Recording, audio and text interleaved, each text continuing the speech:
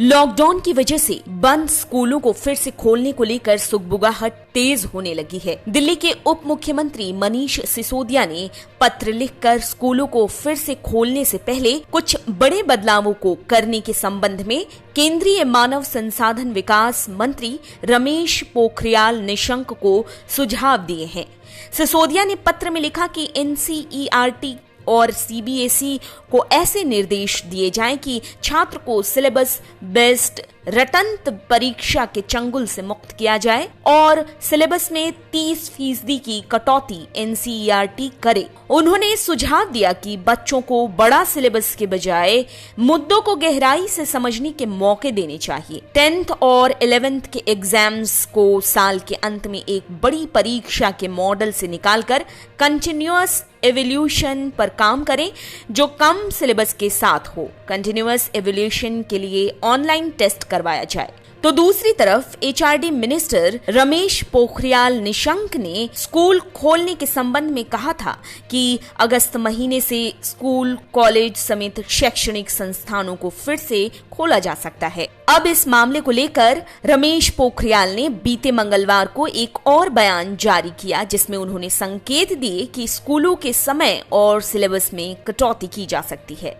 एक सुझाव HRD minister को सिसोदिया ने सिलेबस कम करने की दी। इसके अलावा HRD मिनिस्टर ने भी संकेत दिए कि सिलेबस में कटौती की जा सकती है। ऐसे में एक सवाल ये उठता है कि आखिर सिलेबस में कटौती की गई तो इसका बच्चों पर किस तरह के प्रभाव पड़ेंगे? क्या ये बच्चों के हित में होगा या फिर उनके लिए ये नुकसानदेह होगा? क्योंकि पहले ही 2 महीने से ज्यादा वक्त तक स्कूलों के बंद होने से बच्चों की पढ़ाई पर अलग असर पड़ा है, तो दूसरी तरफ समय का भी काफी ज्यादा नुकसान हो चुका है। ऐसे में स्कूलों के खुलते ही सिलेबस को मैनेज कर पाना और फिर उसे खत्म कर पाना भी एक बड़ी चुनौती बनकर सामने आने वाली है।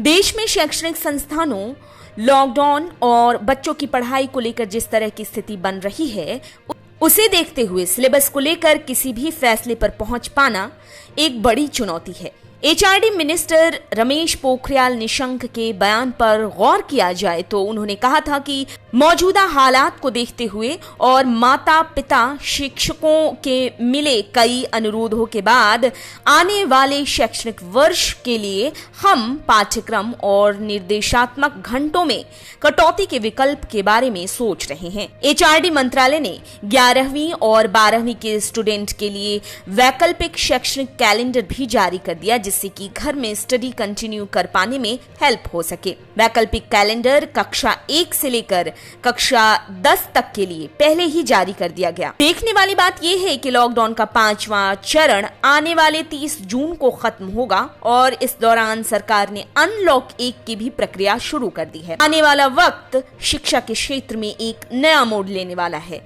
जो छात्रों के रास्तों को तय करेगा। देखना यह होगा कि सरकार और अन्य राज्य सरकारें इसे लेकर किस फैसले तक पहुंचती है।